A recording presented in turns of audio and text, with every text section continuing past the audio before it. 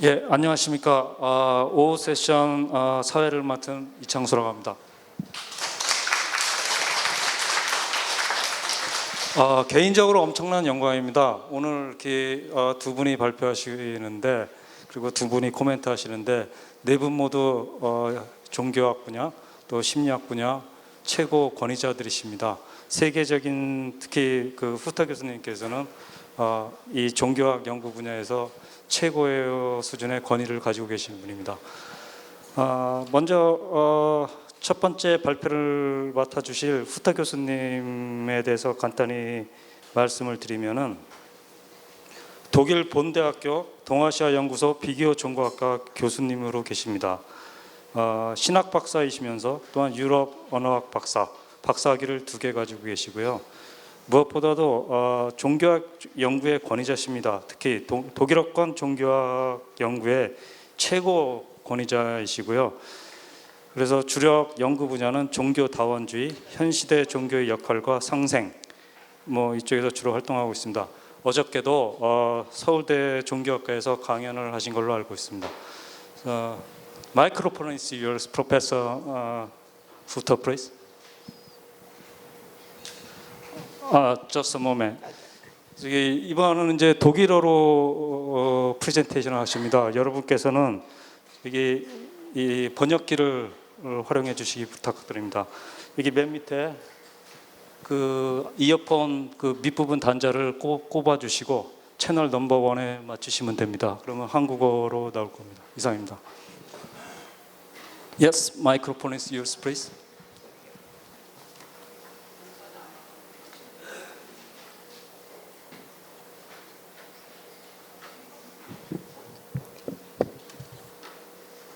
Verehrte Sunims, liebe Gäste, 존경하는 스님, 그리고 이 자리에 계신 모든 분, 영광스럽게 이 자리에 초대해 주신 데 대하여 감사드립니다. 오늘 저는 물질지향적 세계 속에서 종교가 지니는 사회적 생활 실천적 의미에 대해서 말씀드리고자 합니다.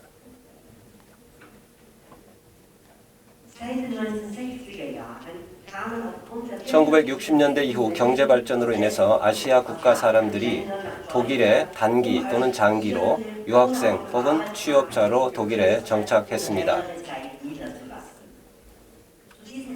특히 독일 내 초기 아시아 불교인들은 한국인과 일본인들이었습니다. 1970년대 후반 이후에는 스리랑카와 베트남의 난민들, 그리고 태국의 불교도들이 독일로 이주해 왔습니다. 이런 불교의 전파와 병행하여 시기적으로 젊은 독일인들 또한 불교에 관심을 갖기 시작했습니다.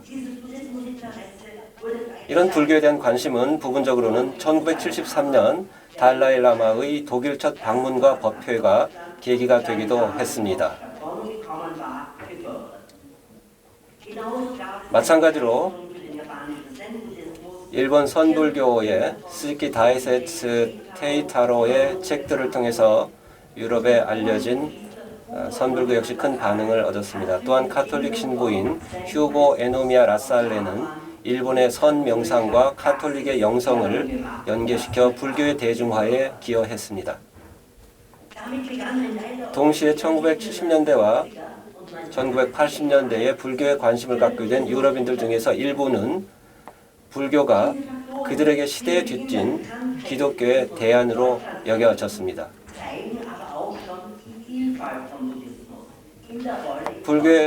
독일의 불교도입 초기 이러한 요소들은 불교의 다양성을 보여주고 있고, 지난 30년간 지속적으로 신자 수가 감소하고 있는 기독교 교회에 대한 사회적 종교적 대안으로서의 불교의 역할을 보여줍니다. 독일 전체 불교 신자의 수는 지금 대략 25만에서 30만 명으로 추정하고 있고, 독일 전체 인구 수가 8,300만 명인 것을 감안하면 그리 많은 것은 아닙니다. 하지만 이 숫자는 불교 단체에 속하고 불교 경축일에 참석하거나 사찰에서 법회 의식을 봉행하거나 명상 수행을 하는 사람들만을 포함한 것입니다.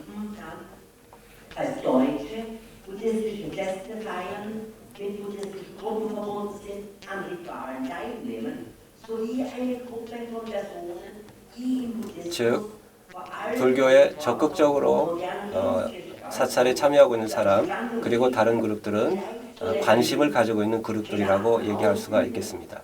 aber nicht mit einer Gemeinde verbunden. Diese Privatisierung von Buddhismus oder von Teilen des Buddhismus 이 외에도 이들 즉 종교단체의 규율을 따르지는 않으면서 일상의 스트레스를 극복하기 위해 사적으로 이러한 불교 요소들을 활용하는 사람들이 있습니다. 예를 들면 불상을 가정의 정원 장식용으로 슈퍼마켓에서 산다거나 건설 자재 마트에서 살 수 있는 그런 현상, 그리고 사우나 시설들이 부처 목욕탕 또는 부처 사우나라고 하는 코너들을 가지고 있는 것에서 이런 독일의 유행을 발견할 수 있습니다. 이런 후자의 경우는 불교가 서구에서 하나의 유행이라는 사실을 보여주고 있습니다.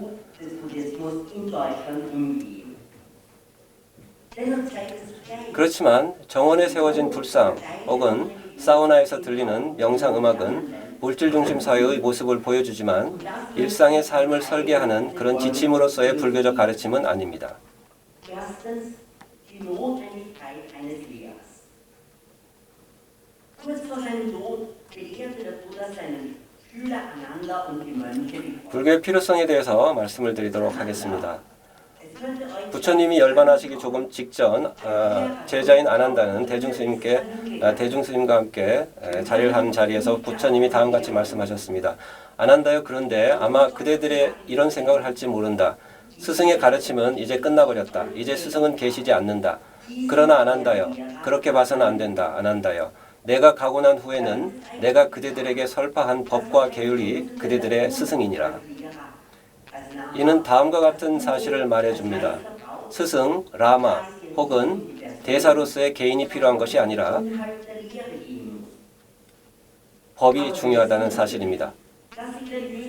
그럼에도 이미 알고 있듯이 종교 집단들이 최고령자 또는 대사들의 종교의 권위를 추종하는 일이 자주 발생합니다. 신도들이 사후의 부활이라든가 천국 혹은 열반이라는 은총을 받기 위해서는 그들을 숭배해야 한다고 요구합니다.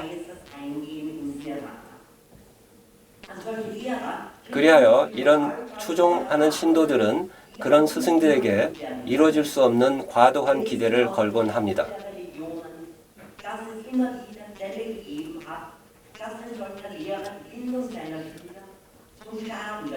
우리는 종교사를 통해서 그러한 스승들이 제자와의 결속을 그들을 해치는 데 악용하는 사례들이 되풀이되어 발생했음을 알 수 있습니다.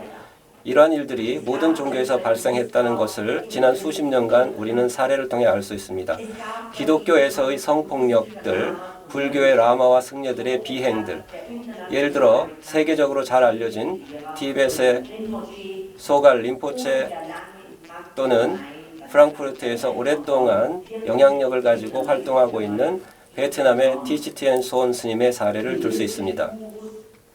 한 예를 들자면 2011년에 사망한 20세기와 21세기의 가장 유명했던 힌두교 구루 중 한 사람이었던 사티아 사이바바, 또는 태국 남부에 소재하며 유럽인들에게도 호응을 얻은 요가 센터를 이끌었던 스와미 비벡 아난다 사라스바티는 그들의 권위를 남성뿐만 아니라 여성 신도들에게 육체적, 정신적 폭력을 가하는 데 남용했습니다.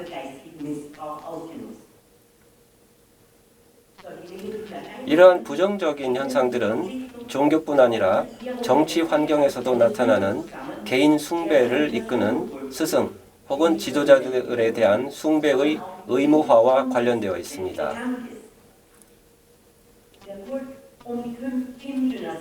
북한의 김씨 왕조에 대한 숭배는 분명 오늘날 정치 세계에서 찾아볼 수 있는 가장 중요한 사례일 것입니다. 정치적, 종교적 개인 숭배에 있어서 그 지도자들에게 권위에 우문을 제기하는 일은 불가능한 일입니다. 스승의 권위로 인해 발생할 수 있는 부정적인 양상에도 불구하고 종교적 가르침이 경쟁적으로 제공되고 있는 이 시대에 스승의 지도를 신뢰하고 의지할 수 있는 것은 중요하다고 생각합니다.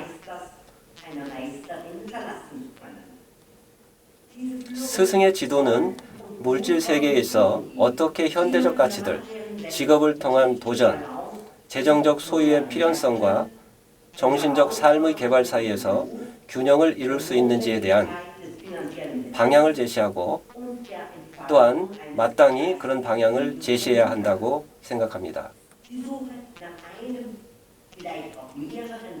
하지만 하나의 또는 여러 명의 올바른 스승을 찾는 일이 맹목적이고 무비판적으로 구루를 쫓는 행위가 되어서는 안 됩니다. 왜냐하면 스승과의 사회적 관계는 스승의 수준에 내가 긍정적이든 부정적이든 어떻게 물들어가는가라는 문제로 자리 잡아야 하기 때문입니다.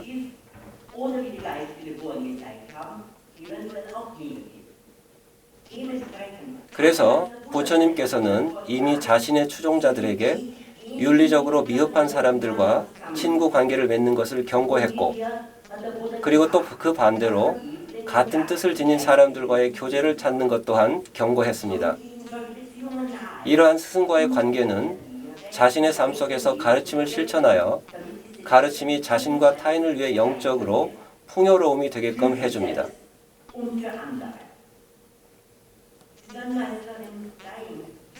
대행선사는 이 생각들을 다음과 같이 아주 멋지게 요약해 설하셨습니다. 눈먼 사람에게는 지팡이가 필요하고 다리를 다친 사람에게는 목발이 필요하듯 공부하는 사람에겐 스승이 필요하다. 장님이 눈을 뜨고 나면 지팡이가 필요치 않듯이 참나가 발현되면 스승이 따로 없어도 된다. 그러나 그때까지는 스승을 믿고 따라야 한다. 스승을 잘 만나야 된다. 눈먼 장님 손을 잡고 따라가다가는 구덩이에 빠지고 만다. 그렇기 때문에 항상 먼저 해야 할 일은 자기 근본을 믿고 그곳에 모든 것을 맡겨놓는 것이다. 그래야만 자신이 스스로 자기를 제도할 수 있으며 올바른 스승에게 안내도 할 수 있다. 자기가 자기를 제대로 인도하지 못하고는 남 또한 바른 길로 인도해 줄 수 없다.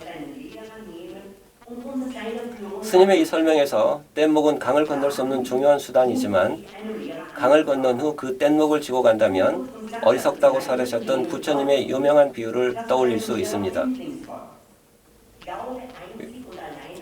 왜냐하면 한 번 잘 사용할 수 있었다는 이유로 무비판적으로 그 뗏목을 붙들어서는 안 되기 때문입니다.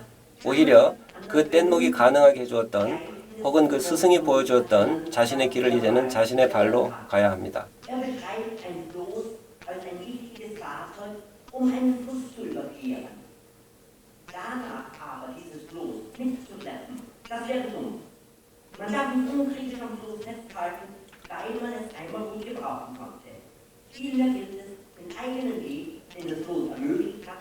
네, 이 뗏목이 가능하게 해주었던 혹은 그 스승이 보여주었던 자신의 길을 이제는 자신의 발로 가야 하는 것입니다.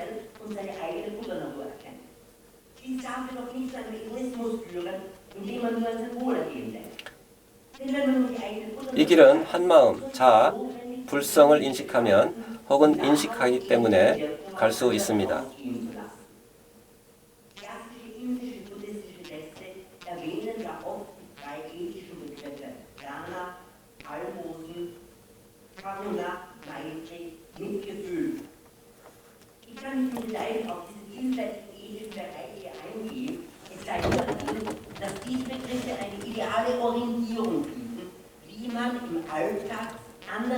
죄송합니다. 잠시만요. 배우부터.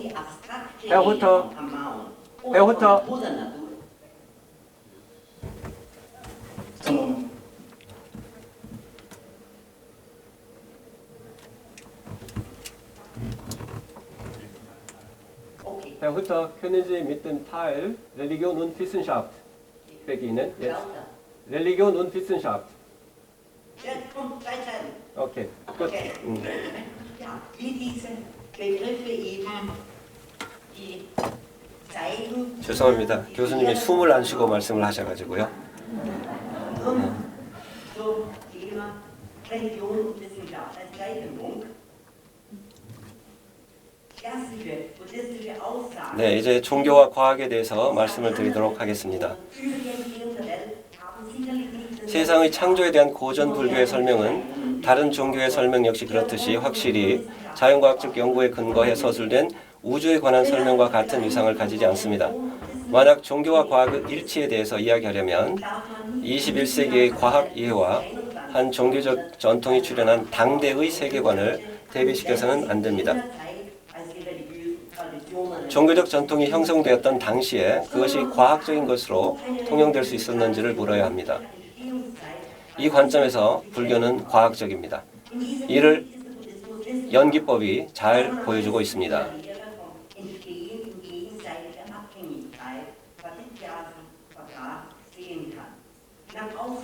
부처님의 말씀에 따르면 일체는 일체와 서로 연결되어 있고 모든 것이 앞으로 다가올 작용과 현상의 원인이 됩니다. 이로써 각각의 고리가 다른 고리와 연결되어 있는 하나의 생성의 사슬이 만들어집니다. 그에 있어서 각각의 보이는 그리고 보이지 않는 현상은 현실의 다른 현상들의 조건입니다. 이로써 부처님은 세상의 과거, 현재, 그리고 미래에 대한 과학적 설명을 전하고 계십니다. 상호적인 연결과 조건은 소위 기세인본경이라는 경전에 명료하고도 서사적으로 설명되어 있습니다. 아주 짧게 요약해서 말씀을 드리겠습니다. 본래 남자도 여자도 아닌 생명들은 시간이 지나면서 자신들의 행동에 기초하여 계속 더 발전합니다. 그들의 행동에 근거해서 시간 속에서 계속 발전을 거듭하였습니다. 그들의 성품과 몸의 형태는 달라지기 시작하고 보이는 세계는 식물들과 동물들의 서로 다른 모습을 지니게 되고 분업사회가 됩니다. 이 발전의 선 끝에 열반을 성취할 수 있는 스님이 있습니다.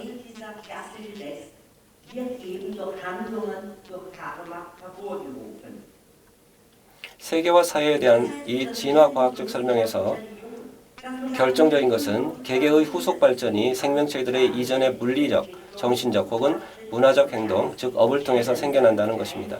이는 즉 과학과 종교의 관계에 대해서는 이 둘 사이에 그 어떤 넘을 수 없는 대립이 있다고 봐서는 안 된다는 뜻입니다. 왜냐하면 세속의 과학적 발전과 진보가 인간의 정신윤리적 혹은 영적인 면으로부터 영향을 받기 때문입니다. 물론 윤리적인 측면을 달리 강하게 강조하는 학자들이 있습니다. 이는 바로 과학기술로 가능한 모든 것들이 과학적으로 허용되어야 하는가라는 문제로 연결됩니다. 그 예로서 저는 여러분께 의학의 생의 시작 혹은 종료의 문제제기를 지적합니다. 마찬가지로 생명윤리적 도전들에 의한 일련의 질문들도 생각할 수 있습니다. 질병 치료를 위해서 인간에게 유익한 줄기세포 연구와 또는 완벽한 인간 창조를 위해 이 연구들을 적용한 것 사이에 정확한 경계를 누가 설정할 수 있겠습니까? 만약 유전자 조작된 곡류의 품종이 발화가 가능한 씨앗을 더 이상 생산해내지 못한다면 그래서 농부들이 매해 터무니없는 비싼 가격에 그 종자를 독점 생산업자로부터 구매를 해야만 하고 이로써 착취와 가난에 몰리게 된다면 이런 곡류로 식품을 공급하는 것이 무슨 가치가 있겠습니까? 그러한 질문에 기세인본경의 신화적 가르침은 직접 답을 주지는 않습니다. 왜냐하면 인간, 식물, 세포에 대한 현대의 지식과 기세인본경이 생겨난 당시의 지식이 똑같지 않기 때문입니다. 하지만 지식 윤리 종교적 태도 그리고 발전이 서로 간에 직접적인 상호작용을 하고 있다는 이 기세인본경의 기초 교리는 현대의 질문에도 답변할 수 있는 가능성을 보여준다고 생각합니다. 제가 종교학자로서 불교와 타 종교의 비교 작업을 토대로 관찰한 이 같은 사실들은 대행큰 스님의 흥미로운 설명과 부분적으로 일치합니다. 현대 과학 문명이 아무리 고도화되었다 할지라도 마음을 개발해야만이 한계를 뚫고 나갈 수 있다. 마음을 개발하지 않는다면 점점 살기 어려운 시대가 다가온다. 왜냐하면 물질과 정신의 발달이 병행해야 하는데 지금은 물질로만 치달아 막다른 골목으로 들어가는 형국이기 때문이다. 이러한 근본 마음을 모른다면 물질과학엔 한계가 있습니다. 그러기에 심성으로 되돌려 들어가야 한다. 각 분야의 과학의 바탕은 이제 마음으로부터 나오는 것이기에 아무리 많은 과학자들이 분야별로 다양하게 연구를 해도 근본 마음을 알아야만 계속해서 발전할 수 있다. 이 인용구에 대해 저는 짧게 두 가지를 언급하려 합니다. 첫째, 대행선사의 이 말씀은 과학이 하나의 종교적 학문이어야 하며 이를 통해서 과학이 애초부터 자신의 종교적 시각에서 인정할 수 있는 결과들만을 추구해야 한다는 것으로 오해되어서는 안 됩니다. 선사께서 과학의 근본이 한마음이라고 말씀하시는 것은 모든 과학적 인식은 학자들의 행동과 작업 방식을 결정하는 바로 물리적, 문화적, 특히 영적인 요소들에 달려 있다는 것입니다. 이렇게 봤을 때 대행큰 스님의 간단하면서도 누구나 이해할 수 있는 언어로 표현된 말씀은 철학적으로 복잡한 언어로 설명하고 있는 기세인본경이나 연기법의 가르침과 똑같은 점을 강조하고 계신 것입니다. 따라서 과학자는 자신의 작업이 성공적이기를 원한다면 영적인 혹은 철학적 사고에 대한 전면 부정이 자신의 작업의 목표를 이루지 못하게 한다는 점을 항상 염두에 둬야 합니다.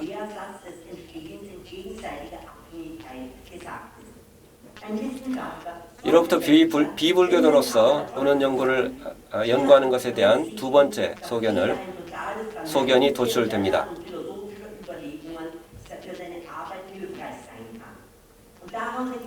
제가 종교들을 비교 연구하거나 혹은 그런 종교들이 현대 세계를 위해 무슨 기여를 할 수 있을지를 물을 때면 그 질문에 대한 저의 답변은 내가 보이지 않고 경험적으로 검증할 수 없는 종교적 사실들을 가능한 것으로 받아들여 나의 학문적 사고에 포함시킬 준비가 되어 있는지에 의해서 영향을 받습니다. 그러나 제가 어떤 종교적 실제를 근본적으로 부정한다면 종교인들이 역사 속에서 혹은 현재 세상의 형성을 위해 이룬 업적을 부분적으로 정확하게 기술할 수는 있겠지만 왜 사람들이 물질적 재산에만 집착하지 않고 세상의 긍정적 발전을 위해 노력해 왔는지는 이해하지 못할 것입니다. 과학, 그리고 여기에는 일상 속의 과학의 모든 실용 분야가 해당하는데, 즉 과학은 세속적인 지식과 영적인 지혜의 균형을 통해서만 발전할 수 있습니다. 과학은 나는 새를 통해 비유해서 설명할 수 있습니다. 새는 두 날개가 있어야 날 수 있고 두 날개를 함께 쓸 수 있어야 날 수 있습니다. 만약 새 속의 지식이라는 한쪽 날개만 가능하다면 그 새는 이기적인 물질주의로 추락할 것입니다. 만약 영적인 지혜라는 다른 한쪽 날개만 사용한다면 그 새는 다른 가르침을 멸시하는 종교적 근본주의로 추락할 것입니다. 독일이나 한국에는 다양한 종교들이 공존하고 있습니다. 기독교도와 불교도들이 많습니다. 이슬람교도 이제 독일에서는 역시 많은 사람들에게 중요한 역할을 하고 있습니다. 반면에 한국에서는 이슬람교도가 적게 살고 있습니다. 함께 살아가는 일이 항상 조화로운 것은 아닙니다. 왜냐하면 앞서 말씀드린 새의 두 날개의 연결이 기능을 못함으로써 또 근본주의로 인해서 타 종교인의 종교적 신념에 대해 여지를 두지 않음으로써 그런 부조화가 자주 일어나는 것입니다. 다른 종교들과의 공존의 문제와 관련해서는 이미 부처님 당시 인도에 다양한 종교의 가르침이 있었다는 사실을 상기할 수 있습니다. 이 때문에 부처님과 타종교 추종자들 간의 많은 교리적 대화들이 초기 불교 문헌에 전해지고 있습니다. 일례로 부처님과 아자타사투 왕 사이의 대화의 일부를 살펴보겠습니다. 그러자 아자타사투 왕이 어느 보름 포살일에 감흥을 읊었다. 오늘 같은 밤에 참으로 어떤 덕이 높은 사문이나 바라문을 친결하면 마음에 깨끗한 믿음이 생길까요? 어느 대신이 말하기를 푸라나 카사바타라는 스승이 현자이며 명성을 가졌고 많은 사람이 인정하고 삶의 완숙기에 이르렀습니다. 그분을 친견하십시오. 그러자 다른 대신이 말하기를 마칼리 고살라라는 스승이 현자이며 명성을 가졌고 많은 사람이 인정하고 삶의 완숙기에 이르렀습니다. 그분을 친견하십시오. 다른 대신들도 여러 스승을 이야기했는데 마지막으로 궁중의 의사가 다음과 같이 얘기했습니다.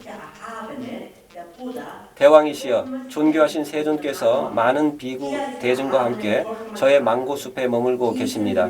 그분은 존귀하신 분이시며 완전히 깨달으신 분이시며 지혜와 실천을 구족하신 분이시며 능가할 수 없는 스승이시며 신과 인간의 스승이시며 깨달으신 분이시며 세상에 존귀하신 분이십니다. 그분 세존을 칭견하십시오.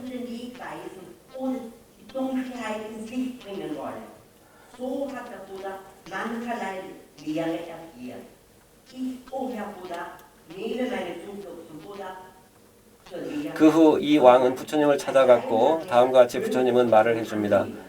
다음과 같은 결론에 이릅니다. 경이롭습니다. 세존이시여, 경이롭습니다. 세존이시여, 마치 넘어진 자를 일으켜 세우시듯 덮여 있는 것을 걷어내 보이시듯 길을 잃어버린 자에게 길을 가르쳐 주시듯 세존께서 여러 가지 방편으로 법을 설해 주셨습니다. 저를 오늘부터 목숨이 있는 날까지 귀한 청신사로 받아주소서. 이러한 초기 불교에서 보여주는 전법 이야기들은 항상 같은 전개를 보여주는데 이는 불교의 시각에서 바라본 타종교를 대하는 태도와 관련하여 중요합니다. 구도자는 다른 종교적 전통들을 알고 있고 부처님께서는 그 가르침과 스승들의 강점을 긍정하면서도 동시에 이들이 불교의 가르침과 달리 한시적임을 강조합니다. 이로써 불교적 관점에서의 자신의 우월성을 표현하더라도 논쟁이나 적대감 없이 이루어집니다. 왜냐하면 각자가 그 가르침들을 점검한 후 옳은 종교를 인식해야 하기 때문입니다. 불교적 관점에서 봤을 때 이런 이유에서 이는 가능합니다. 모든 인간들이 불성, 즉 한마음을 각자 내면에 지니고 있어서 언젠가는 올바른 가르침을 인식하게 될 것이기 때문입니다. 따라서 타 종교의 구성원들은 믿음 없는 자들로 거부하고 종교적으로 핍박하는 것이 허용되어서는 안 됩니다.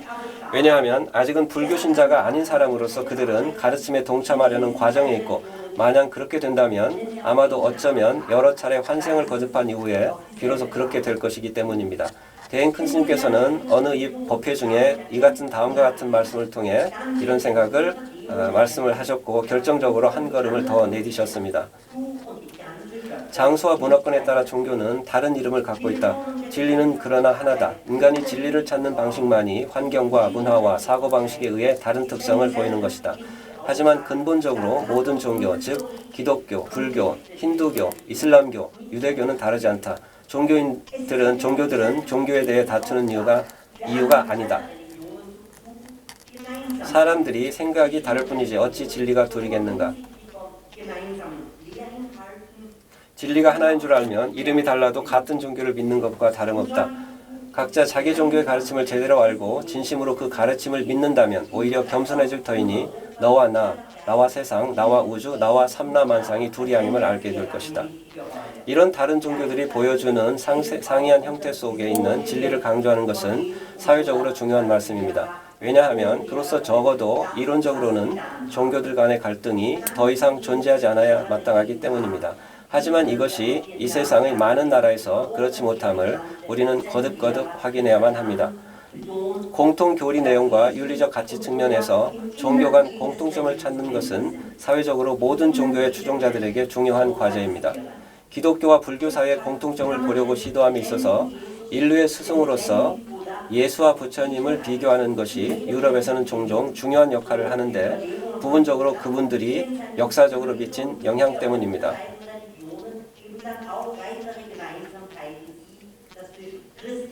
Gottesvorstellungen und dem buddhistischen Nirvana Berührungspunkte, Möglichkeiten sind, dass wir denken, unterschiedlicher religiöser Institutionen und Formen trotzdem ein gemeinsames, vergleichbares Ziel haben. Ein anderer moderner Buddhist 많은 불자들은 예를 들어 베트남 출생의 틱나탄 선사는 예수님과 부처님이 모든 개인의 내면에 자리할 수 있다고 말합니다. 따라서 모든 인간에게서 살아있는 예수와 살아있는 부처를 발견할 수 있다고 합니다. 틱나탄 선사는 두 종교 간의 대화에 대한 자신의 생각에 따라서 신에 대한 개념과 불교적 연관 사이에 어떤 연결이 있다고 합니다.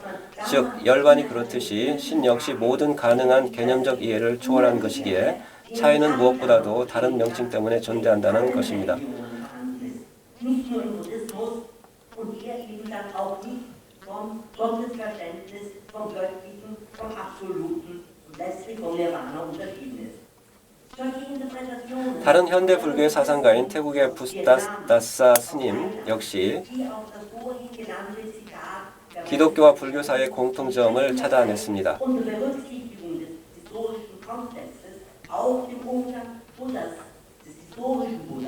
mit den Lehren zu seiner Zeit.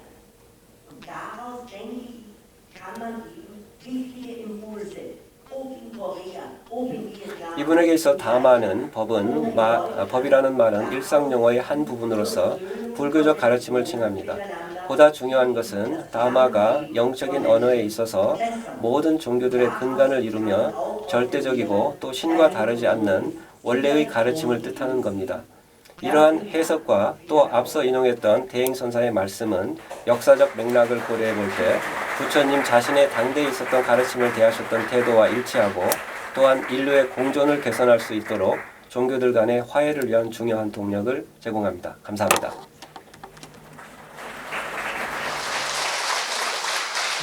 그럼 다음 토론자로 패슬러 교수님을 모시겠습니다. 그 패슬러 교수님은 그 마브르크 대학 동문학과 교수님이십니다. 이 마브르크 대학에 대해서 이렇게 간단하게 설명을 드리면 1527년에 설립된 세계 최초 프로테스탄트, 독일 최초 프로테스탄트 대학입니다. 1527년이면은 임진왜란 전 중종 시대입니다. 예, 그럼 모시겠습니다. 10 minutes, please. Ja, Herr Professor Utter, erst einmal vielen Dank für den sehr 오터 schönen 교수님, 좋은 발제 감사합니다.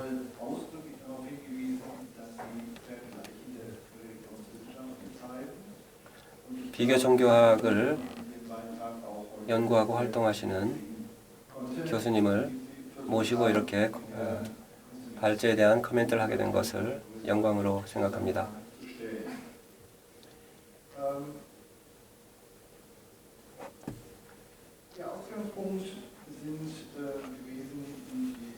비교 종교학자인 후터 교수님이 대행큰 스님의 가르침의 중요한 의미를 지금 시대적 상황에서 제시하고 계십니다.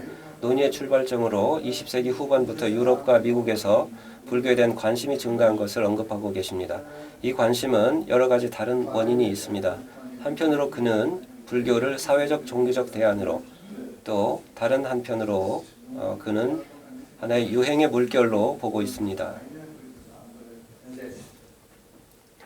그러나 전반적으로 종교에 대한, 특히 제도로서의 종교에 대한 관계가 바뀌었습니다. 이러한 종교 기관에 대한 신뢰의 상실, 그리고 변화된 가치관이 그 원인으로 지목되고 있습니다.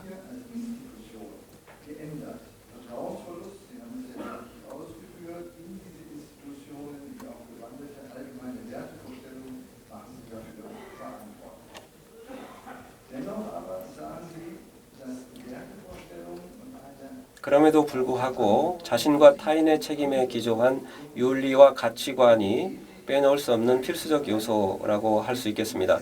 그래서 여기서도 가르침을 주는 스승이 중요합니다. 일상 속에서 다양하게 요구되는 일들에 대해 나침반을 잃지 않도록 올바른 지침을 줄 수 있는 지도자가 필요합니다.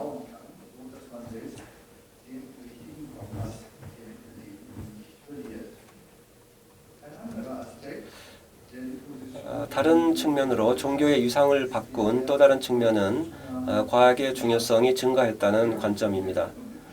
과학과 종교의 설명 모델들은 정반대에 위치하고 있는 것처럼 보입니다. 여기서 대행큰 스님께서는 한마음법이 이 경계를 극복할 가능성을 제시하고 이로써 위험에 대항할 수 있는 가능성을 제시한다는 것을 보여주려 하고 계십니다. 믿음의 문제는 절대적인 대답을 원하는 경향이 있습니다. 이것은 쉽게 종교가 화해할 수 없게 버티어 있게 만들어 버리고 맙니다. 그러나 대행큰 스님은 이 점에서도 종교를 한마음을 바탕으로 한 진리의 표현으로 봄으로써 길을 제시하고 계십니다. 따라서 어떤 종교도 다른 종교보다 우위에 있을 수 없는 것이며 오히려 모든 종교들의 핵심이 중요한 것입니다. 즉, 인류의 공존을 향상시키기 위해 우리 존재의 의미에 대한 답을 역사적 맥락 속에서 제시하는 일입니다. 이런 맥락에서 저는 3개의 질문을 준비했지만 하나의 질문으로 줄여서 드리고자 합니다. 물질 세계를 아주 강하게 지향하고 있는 인류가 동시에 정신적이고 윤리적인 삶을 지향하게끔 할 방법은 어떤 것이 있다고 생각하시는지요?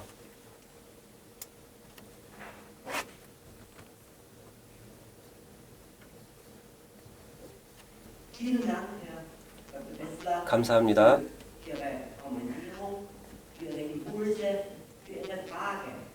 많은 동기를 제공해 주셨습니다. Und auch die Frage, die Sie dann im Programmteil ja auch haben, kann unsere Lehre dazu beitragen, religiöse 어떻게 기여를 할 수 있을 것이 하는 질문인데요. von die Grundlage zu entziehen. Ich glaube, das hängt zusammen. Wenn ich sozusagen in der materiellen Welt, in der materiellen Orientierung 물질 지향적 사회에서 우리가 살아가고 있는 모습에 대한 대안을 아까 말씀을 드린 새를 비유해서 말씀드린 것을 상기시키고 싶습니다.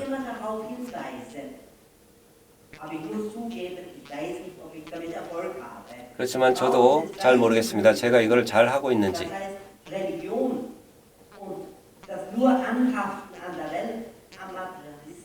종교는 세상에 집착하는 것을 서로 손을 잡고 극복해 가려고 노력하는 것, 그것이라고 생각하고 만약 이것이 성공한다면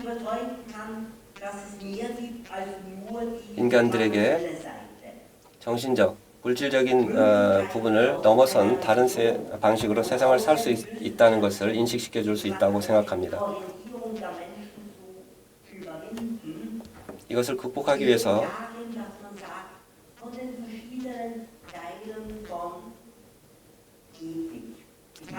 여러 측면의 윤리가 대단히 중요하다고 생각합니다. 그리고 불교에서 말하는 보시, 선행, 그리고 베푸는 것이 그런 정신이 중요하다고 생각합니다. 그리고 그 이후 내가 가지고 있는 물건들을 나누는 것도 중요하다고 생각합니다.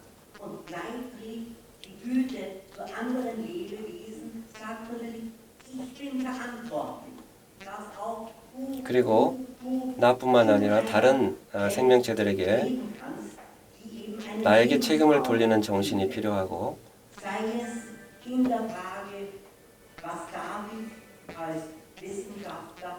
그리고 학자로서 또는 자연과학자로서 이 세상을 건지는데 그리고 이 지구를 유지시켜 가는데 뭘 기여할 수 있는가라는 그런 생각을 키워가야 합니다.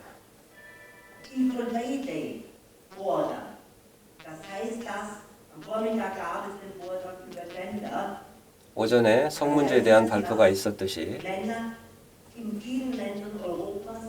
유럽의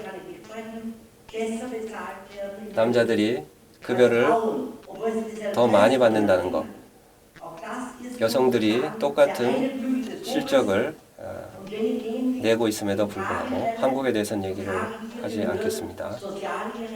이러한 사회적 정의, 이런 문제도 윤리적 측면에서 접근해서 해결해 가는 것이 필요하다고 생각합니다.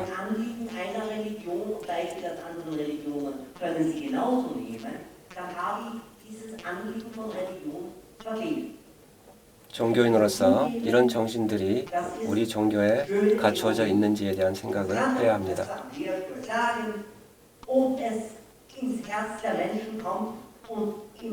우리 인간의 마음속에 이 종교가 그리고 일상생활 속에 파고드는 것인지에 대해서 고민을 해봐야 됩니다. 이게 방금 질문한 것에 대한 답변입니다.